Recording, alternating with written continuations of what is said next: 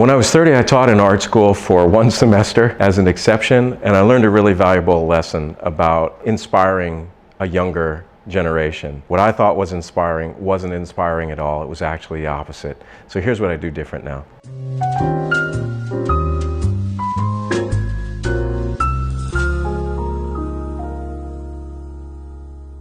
I had this experience where I went to the Art Institute and then I graduated, I guess when I was about 22 or 23. Shadow, sweetheart. I had actually started my first business in junior year of art school. And basically it consisted of doing some work for professors and things like that. I was an affordable exploitation of mold making at that time. If you fast forward, I left school, I started a company called Mold Making and Design, and basically did all sorts of jobs, anything that could come my way. And I stayed with that business for, I guess it was 4 or 5 years. And then one of my old professors from the ceramics department called me back and she said, would you be willing to teach a mold making class? In the ceramics department, something fell through, and even though I didn't have a master's degree, they made an exception. And so I treated the class as a business class because they were interested in having me talk about my journey from art to business. And at that point, it was a pretty crash course and I had a lot of stories already. And so one of the presentations I gave to the students was I put together a slideshow. Because I'd photographed every job that I did, I really thought it was important to show the steps of how one thing led to another, and how you eventually get to Disney,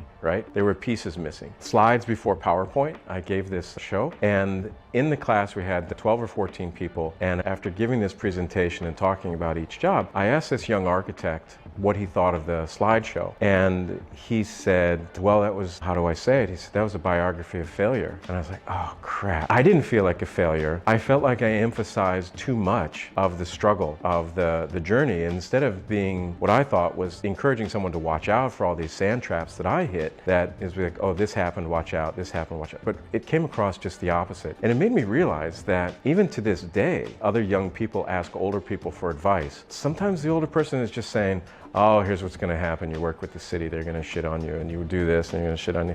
And then really, I'm like, no, maybe I got shit on, but that's not going to be your experience. And I thought the most valuable thing that I could give at that moment is supportive encouragement. Not careless encouragement, but to just say, hey, you got this. Look, they're in their 20s, I'm in my 50s, our energy levels are different. Just tell me it's gonna be okay. I mean, lie to me a little bit, you know? It's important. And I think that when someone moves forward with a positive attitude, they kind of embody a strength and a durability within themselves to go through it. They know it's not going to be easy. They know someone's not going to hand them a trophy right away. But I'm not going to shit on their shoes just for getting started. That's a terrible use of 30 years of experience to advise somebody of all the horror. And I made that mistake early, so I try to avoid that now.